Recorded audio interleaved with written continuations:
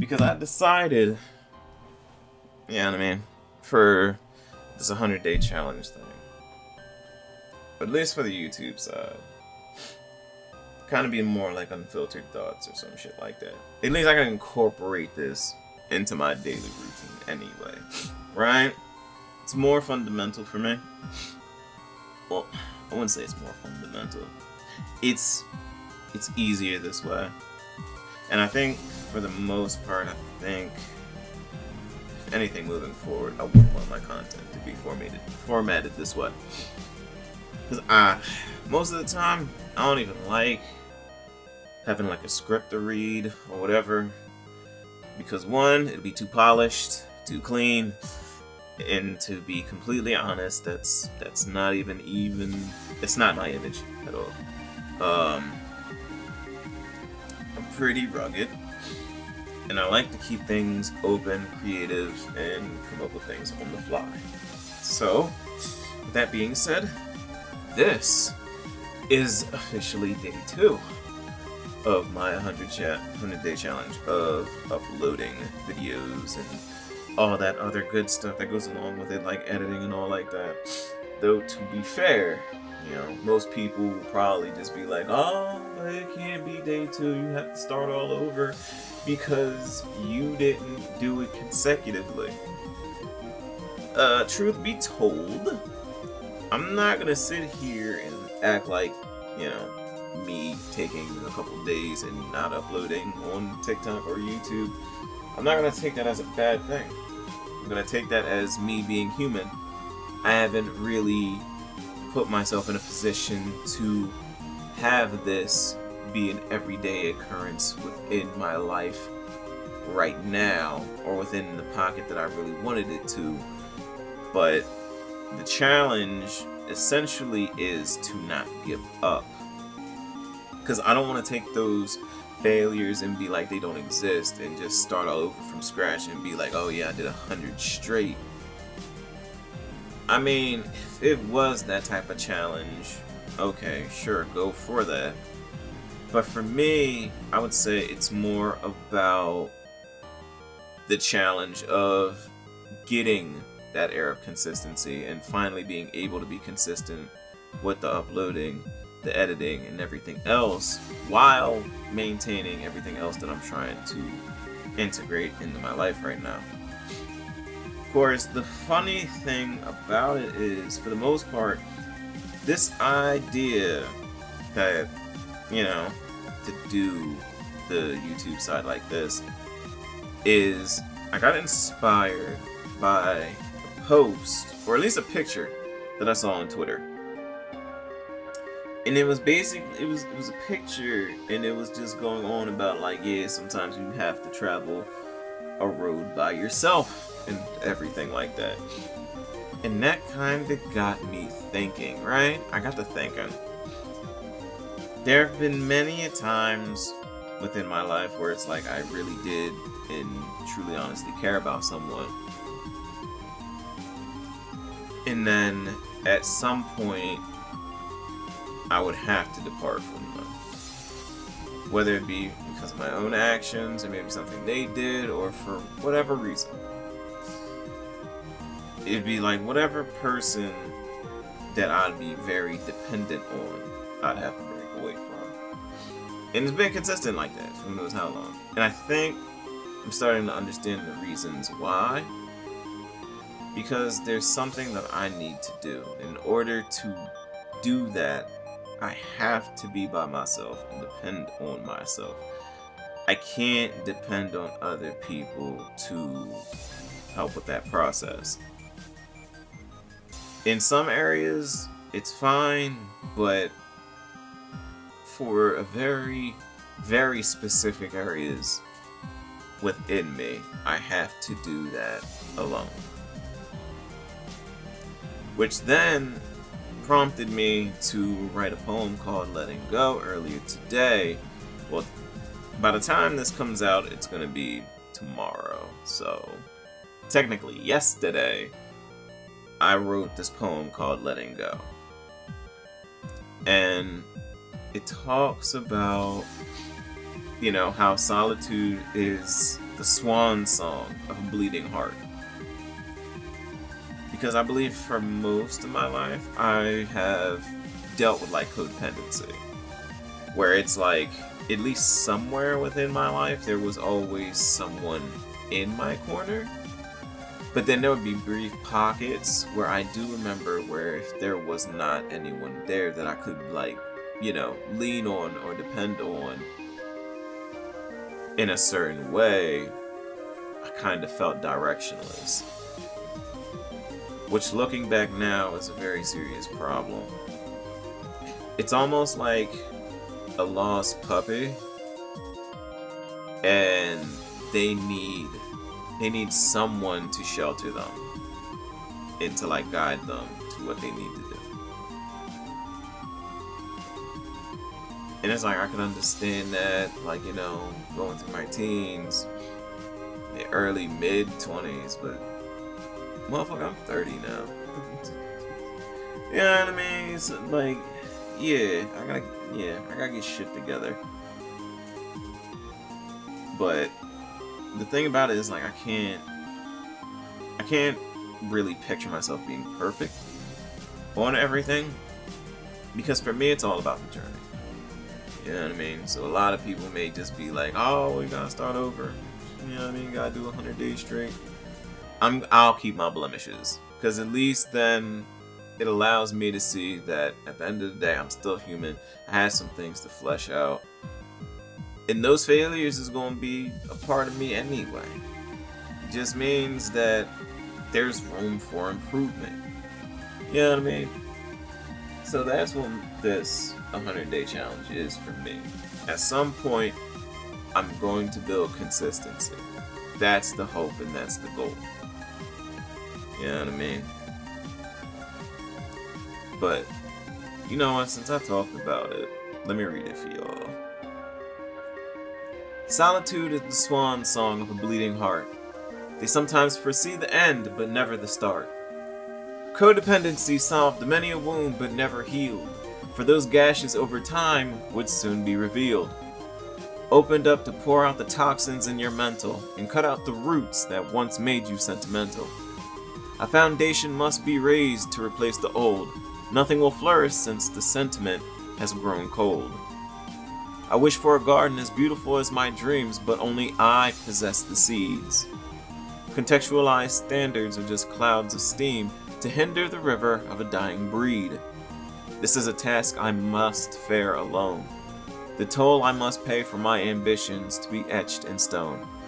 One day I may indulge that faint echo, but until further notice, I must let go. Now on TikTok, well, if people do follow me on TikTok and did see it, because I did post that poem on TikTok. At the end, you know what I mean, I did do the but until further notice. I didn't say the last line of I must let go. And I did that purposely. Because I could have easily went back and redid it over again to say the line. But I didn't. Why? Because it's to emphasize the fact of, gotta let go. Yeah, I mean, at some point, gotta let some shit die. Because our lives are like rivers. And I was going through this shit when I was going on that nature trail when I dropped my mom off, because one day I had to use her car since I took mine to the shop. So I walked this nature trail that's near my job, and I was looking at the river, and it was just so beautiful and calming to just take in. And I was kind of starting to think, I was just like, damn, like people who live in the city and everything like that, they can't really indulge in something like that every single day. Since I kind of live like in the mountains, you know what I mean? So for all my life, like nature has been like a big part of my life. Like it's something about nature that keeps me in tune, and it's something unmatched when it comes to nature. Like I can't describe it. It feels like home. And you know, there's a lot to us in general as people, you know what I mean? The good, the bad, the ugly, the beautiful, all that. You know what I mean? And sometimes we're even contradictory to ourselves. You know what I mean? Because we may say or portray ourselves one way, but we may be another way. And some of us will either try to ignore or deny that other part of ourselves, or try to like fight it instead of integrate it. You know what I mean? Now it's like there's certain things where it's just like, alright, yeah, that has to go because it serves no benefit. But just certain traits that could be used to be beneficial for the bigger picture. You know, like for me, right? For a good bit, I've been grappling with, when I was playing fighting games, you know what I mean, I went under the name of Reiko Saga. And for the most part, from what I remember feeling at that point in time, Reiko Saga was kind of the surrogate for all the pain, all the distress, and a good amount of the darkness that, you know, kind of just swallowed me up at the time. You know what I mean? I was dealing with a lot of depression and stuff like that, which led me to alcoholism. You know what I mean? I drank damn near every other day. You know what I mean? And to most people, you know what I mean, they'd be like, yeah, that's terrible. Which, you know, I have lessened up on the drinking immensely. But even, and it's like, I look at those times, and I'm just like, even though I was going through all that, I was still pretty resilient and pretty strong. A lot of people would be like, well, that's not strength, that's just survival. You know what I mean? And it was true. I was just trying to survive, but there were a good amount of times where I was just like, maybe today could be the day. Maybe. But it never came. You know what I mean? And it's not like, even through all of that, while dealing with like depression and everything like that, I was still able to be, you know, recognized as like one of the top names in DFCI. You know what I mean? Even to this day, like my legacy still is attached to that game in the community, whether people like to admit it or not. Because no one was really using Asuna and Kuroneko that much until I popped up. And that is a character and an assist not a lot of people would put together, but I made that shit work and made it look like fucking magic. And to this day, people are still trying to emulate that magic, but they don't necessarily understand the true magic and majesty behind it. You know what I mean? But at the end of the day, there were some things that I do admire about those times that I'm trying to integrate now. Like the thoughtfulness and being able to think on different wavelengths and look at certain situations from different viewpoints and perspectives. That way, it's like I'm not just focused on this one route, but I have multiple routes to get the results and get to where I need to be. Things like the resilience. Of course, at the time, it was a lot like pigheadedness, but because I remained true to what I wanted to do, and what I wanted to create, and what I wanted to express myself in a way that was unique to me. So I did whatever was necessary to push that. And with Asu Neko, I was able to do just that, regardless of whether I was sober or inebriated. Sometimes people couldn't even tell the difference. You know, I was able to express myself in the truest form possible. You know what I mean? And that's another part that I am integrating with myself to this very day. Because a lot of times, people within society, they'll sit here, put a mirror, and they just, it's the standards, for me, that kind of kill it. Because people will try to put you up to this, like, you know what I mean, standard that you should live up to. Or at least what standards they have in their head, expectations and all that.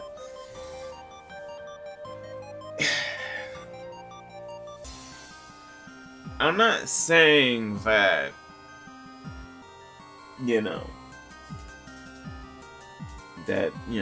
letting people down for the expectations that they have on you, like, isn't a bad thing. But at the same time,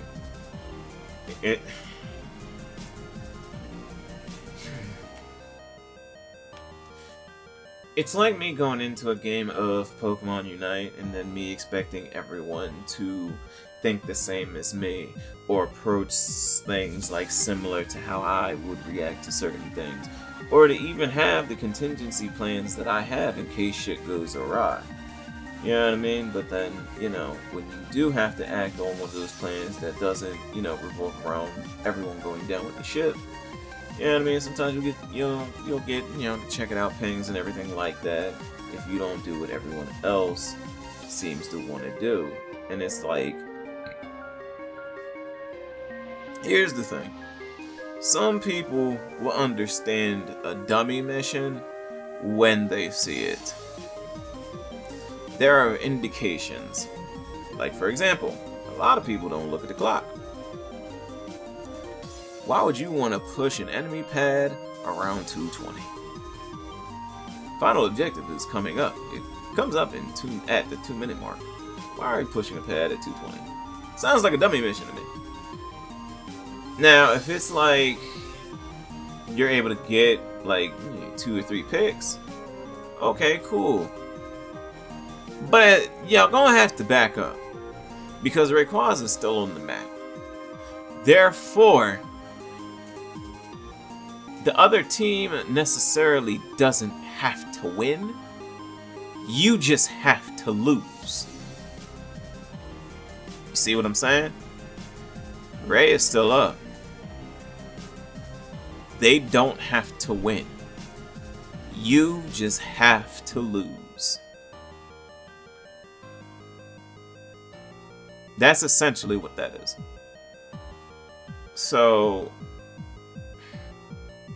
that would kind of be like the expectations and standards that other people would set for other people.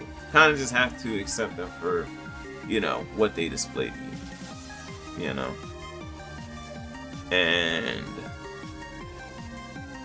I've had to accept certain things about myself as well that I'm not very proud of, but that means there are things about me that do need to be fixed. There are some things that I have to relearn, unlearn, iron out. But the importance is having a more stable and sound foundation now. That way, when I do start to get my garden in order, plant all the seeds that I want, nurture them, water them regularly, do whatever I need to do.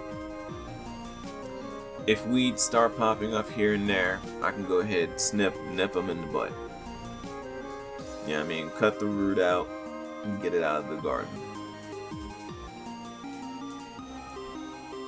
It's all about getting that new foundation, start planting the seeds, and be consistent with it. You may miss a beat or two, but it's all about the journey, not the end point. You may fuck up every now and then, but you have to give yourself grace. Pick yourself up, dust yourself off, and try again. Because everybody else, and even in the noise, will sit there and be like, just because you slipped up, give up, because it's not gonna happen. Don't listen to that. Because the instant you start giving into that, that's when all the other bullshit starts wearing you down.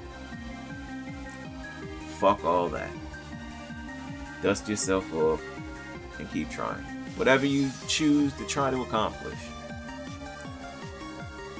do what you gotta do. If you need some time, take your time. But come right back to get on that saddle. And thank you everyone for joining me for my candid thoughts. Because this has been day 2. And like I said, get on the saddle.